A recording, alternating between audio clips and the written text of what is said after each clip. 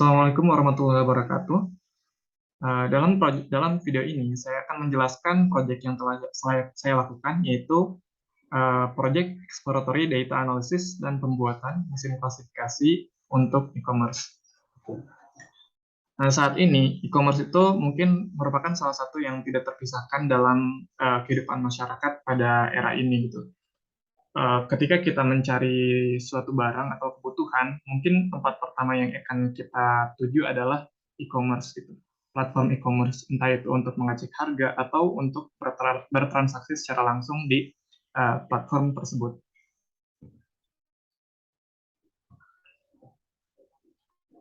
Nah, perusahaan sekarang tidak lagi memegang kendali reputasi suatu produk, melainkan konsumen. Jadi di platform e-commerce tersebut, konsumen bisa memberikan reviewnya dan konsumen selanjutnya akan bisa melakukan pertimbangan gitu, apakah produk tersebut layak dibeli atau tidak gitu, berdasarkan review-review konsumen sebelumnya. Nah, rating yang baik tentunya akan meningkatkan kepercayaan konsumen selanjutnya agar untuk menentukan apakah produk tersebut layak untuk dibeli atau tidak. Nah, untuk problem yang ingin diselesaikan dalam proyek ini adalah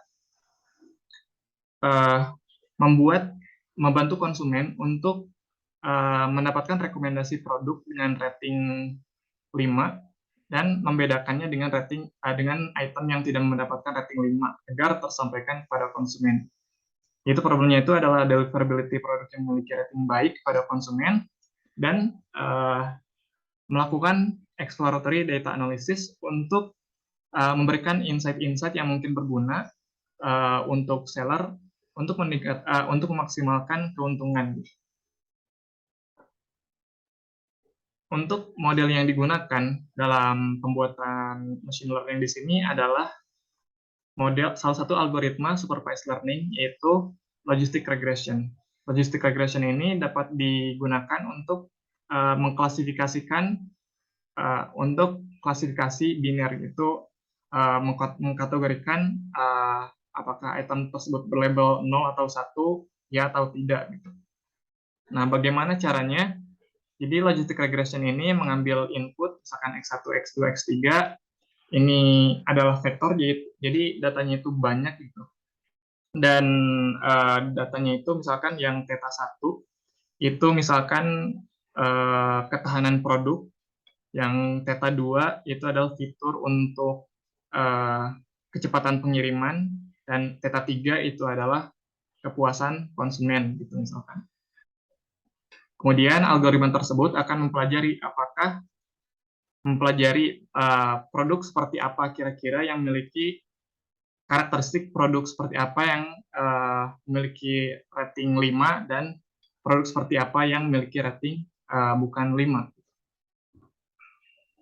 Nah, mungkin sedikit review untuk logistic regression. Jadi logistic regression ini adalah algoritma yang mentransformasi fungsi linear menjadi fungsi sigmoid. Di sini fungsi linearnya adalah Z sama dengan beta 0 ditambah beta 1 X. Untuk interpretasi secara matematisnya, beta 0 ini adalah intercept terhadap sumbu Y, beta 1 ini adalah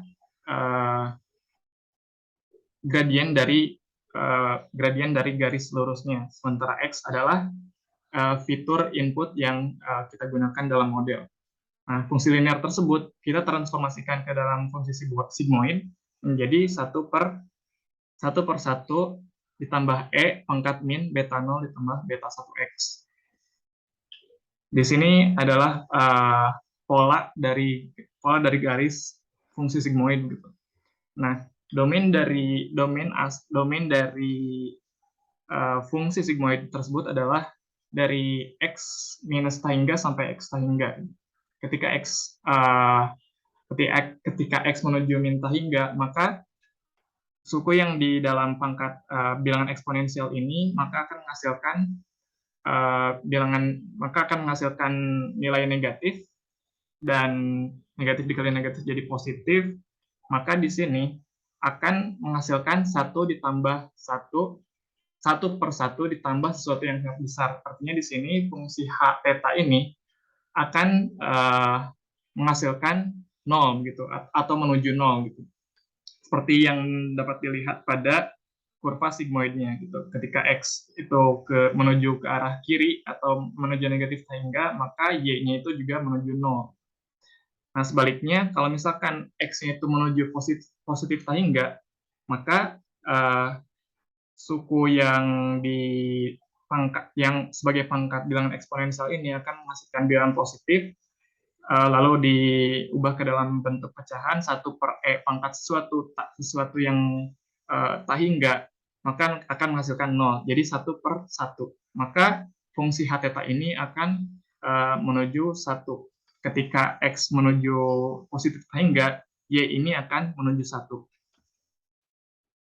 Nah, untuk melakukan klasifikasinya, jadi si nilai X ini akan diproyeksikan terhadap fungsi sigmoid ini, dan fungsi sigmoid ini akan memproyeksikan berapa nilai Y-nya gitu. Nilai Y tersebut akan menjadi probabilitas berapa probabilitas item tersebut mendapatkan misalkan rating 5 dan berapa probabilitas rating item tersebut mendapatkan rating bukan 5. Berikut adalah deskripsi data yang digunakan pada proyek ini. Nah, proses yang dilakukan untuk pengembangan model pada proyek ini adalah yang pertama melakukan exploratory data analysis, yaitu melakukan analisis univariat, multivariat, baik itu numerik maupun kategorik. Kemudian data preprocessing untuk membersihkan data, menghandling missing value dan lain-lain. Kemudian feature engineering untuk memodifikasi fitur-fitur agar dapat digunakan oleh algoritma machine learning. Lalu dilakukan juga feature selection untuk memilih fitur mana yang akan digunakan untuk training model atau melatih algoritma machine learning yang kita buat.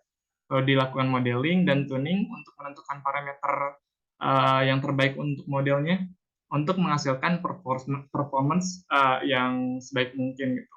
Lalu di performanya ditampilkan dengan performance report. Lalu selanjutnya dilakukan backtesting, yaitu pengujian terhadap data yang telah dihilangkan labelnya agar model tersebut bisa menghasilkan prediksi apakah item tersebut akan menghasilkan label 1 atau 0. Label 1 itu untuk item yang mendapatkan rating 5, dan 0 itu adalah item yang mendapatkan rating bukan 5. Dan selesai. Yang pertama adalah exploratory data analysis. Di sini dilakukan analisis univariat numerik dan kategorik, analisis multivariat numerik, dan analisis univariat kategorik. Nah, di sini dilakukan strategi, yaitu karena ada beberapa fitur yang memiliki unique value yang terlalu banyak itu sehingga sulit divisualisasikan, maka di sini saya berinisiatif untuk mengganti unique value dengan frekuensinya yang tidak terlalu banyak. Jadi saya hanya menampilkan unique value dengan frekuensi 10 ke atas dengan menggunakan fungsi yang digambarkan. Lalu karena pada dataset tersebut ada data seperti tanggal pengiriman, tanggal penerimaan item, dan lain-lain, maka untuk memahami data ini lebih baik, saya melakukan transformasi data tersebut dengan menggunakan time delta untuk mengetahui selisih hari antara pengiriman dan penerimaan produk atau estimasi kapan produk tersebut sampai gitu kepada konsumen. Berikut beberapa insight yang saya dapatkan. Yang pertama adalah price, yaitu semakin tinggi harga, maka harga itu berbanding lurus dengan payment installment atau cicilan pembayaran. Gitu.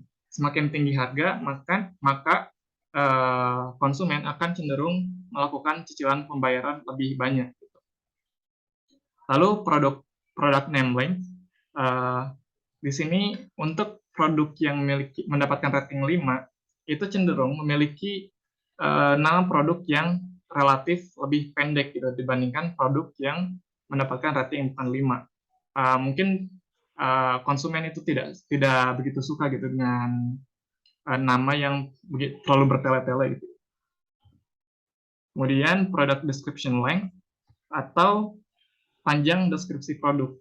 Sebaliknya di sini justru konsumen itu memberikan rating 5 untuk cenderung memberikan rating 5 untuk produk yang memiliki deskripsi lebih panjang atau lebih banyak itu dibandingkan produk yang tidak mendapatkan rating 5. Lalu jumlah foto dalam halaman produk itu untuk produk yang memiliki rating 5 juga cenderung lebih banyak dibandingkan produk yang tidak memberikan rating 5. Berikutnya, delivered purchase difference ini adalah perbedaan hari antara durasi pengiriman gitu ya. Jadi untuk label 1 ini atau item yang mendapatkan rating 5 itu cenderung perbedaan durasinya itu lebih cepat gitu, lebih cepat sampainya kepada konsumen dibandingkan produk yang tidak mendapatkan rating 5. Kemudian sebaliknya ini untuk delivered estimate difference ini adalah perbedaan antara kapan produk tersebut diterima dengan kapan produk tersebut diestimasikan diterima gitu. Nah, di sini item yang mendapatkan rating 5 itu memiliki perbedaan antara estimasi kapan diterima dengan kapan produk tersebut benar-benar diterima itu lebih tinggi daripada produk yang mendapatkan rating 5. Artinya, produk yang memiliki rating 5 itu sampai lebih cepat dibandingkan estimasi atau perkiraan. Nah, berdasarkan analis data tersebut, mungkin ini adalah beberapa insight yang dapat saya sampaikan untuk sisi seller, yaitu untuk menggunakan nama produk yang tidak terlalu panjang, karena mungkin konsumen itu lebih suka untuk membeli produk yang tidak memiliki nama tidak terlalu bertele-tele gitu. Kemudian untuk menuliskan deskripsi produk dan foto yang lengkap, dan hanya gunakan ekspedisi dengan reputasi pengiriman yang baik. Kemudian selanjutnya adalah data preprocessing, yaitu handling missing values dengan simple imputer. Untuk data numerik, saya melakukan simple imputer dengan strategi median, sementara untuk data kategorik, saya melakukan simple imputer dengan strategi most frequent atau modus. Lalu dilakukan encoding untuk fitur kategorik dan scaling untuk fitur numerik agar pembobotannya nanti akan setara untuk pembuatan modelnya. Lalu dilakukan feature selection agar fitur-fitur yang dilibatkan dalam training algoritma machine learning ini hanya fitur-fitur independen saja gitu yang dilibatkan. Kemudian tuning model dengan grid search CV untuk mendapatkan parameter yang optimal untuk model, dan penentuan threshold.